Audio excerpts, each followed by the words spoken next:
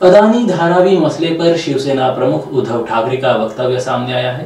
उद्धव ठाकरे ने कहा है कि हमें हर हाल में धारावी का विकास चाहिए और इसीलिए हम खड़े हैं।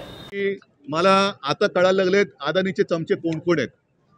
अदानीचे म्हणजे मी प्रश्न आम्ही अदानीला विचारला, चमचे का वाजतायत? बरं, आंदोलनात गेल्यानंतर विषय काय हे विचारून जे बोलतात त्यांच्या अर्धवट माहितीवरनं त्यांनी एक तर प्रश्न विचारू नये आणि विमानाला कुठे टोल लागत नाही त्याच्यामुळे हाही विषय तिकडे येत नाही। तर अर्धवट माहितीनुसार प्रश्न कोणी विचारू नयेत। एक तर त्या शालीचं वजन पेलतंय की नाही हे त्यांनी बघायला पाहिजे आणि अर्धवट माहितीनुसार विचारलेल्या प्रश्नाला मी उत्तर देत नाही। ही संपूर्ण जी काही माहिती आहे ती त्या वेळेला आहे। मी प्रश्न आजही सांगतोय, धारावीकरांच्या न्याय हक्कासाठी आम्ही रस्त्यावरती उतरलो। कोणत्याही परिस्थितीत आम्हाला धारावीचा विकास पाहिजे, पण माझ्या काळात म्हणजे आपल्या महाविकास आघाडीच्या काळामध्ये आपण थोडंसं एक द्विधा मनस्थितीत होतो की याचं टेंडर काढावं की सरकारकडनं हा प्रकल्प राबवावा। आमचा निर्णय जवळपास होत होता की या सरकारच्या माध्यमातून प्रकल्प राबवावा आणि ते लक्षात आल्यानंतर म्हणून आमचं सरकार पाडलं का असा माझा जो काही प्रश्न आहे तुम्ही परवाच्या मोर्चात विचारलाय। पण त्याच्यात भाजप कुठे होता? भाजप नव्हता तर सेटलमेंट होणार कशी? मोर्चा आम्ही काढला होता, शिवसेना, काँग्रेस, कम्युनिस्ट होते, सगळे होते, आरपीआय सगळे होते। जर भाजप असती ना तर सेटलमेंट झाली असती, भाजप नव्हता तर सेटलमेंट होणार कशी?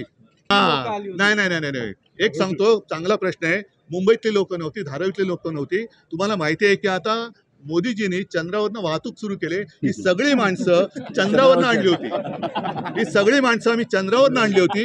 मात्र मुद्दे धारावीचे आणि मुंबईचे होते, त्या मुद्द्यांवरती बोला, लोकांवरती बोलू नका।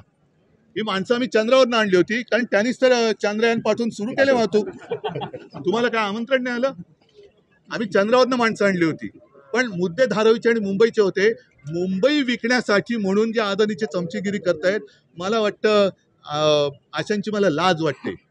म्हणजे मी मुंबई तुम्ही म्हणाला तसं विचारा, मुझे कोई आपत्ति नहीं, लेकिन खेद जरूर है मुंबई में जो व्यवसाय चल रहा था वो आप उठाकर सूरत लेके जा रहे। और कल प्रधानमंत्री जी ने जो कहा है कि गुजरात मजबूत होगा तो देश मजबूत होगा, मतलब देश क्या इतना वीक है, दुबला है मेरा देश? देश मतलब पूरा देश। और मैं प्रधानमंत्री जी को शायद याद दिलाना चाहता हूँ कि आप पूरे देश के प्रधानमंत्री हो। आप कभी गुजरात के मुख्यमंत्री थे तब ये बात करते तो ठीक था, लेकिन देश के प्रधानमंत्री के मुंह में ऐसी भाषा शोभा नहीं करती। और खास कर जब मेरे मुंबई में था ये सब उद्योग, वो आप अपने गांव में लेके जा रहे, वो आपके गांव में लेके जा रहे, तो क्या पूरा देश क्या करेगा? और मुंबई में क्या गुजराती भाई बहन रहते नहीं? वो क्या करेंगे?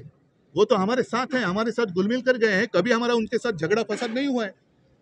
तो ये कौन सी बात है कि सारे उद्योग उठाकर मतलब मुंबई को खत्म करो? यही तो मैंने बात कल मोर्चा में की ना, मुंबई को खत्म करो, महाराष्ट्र को खत्म करो, फॉक्सकॉन लेके जाओ, ये लेके जाओ, वो लेके जाओ। और हमारे यहाँ से जो भगोड़े थे वो भी पहले भागे सूरत में।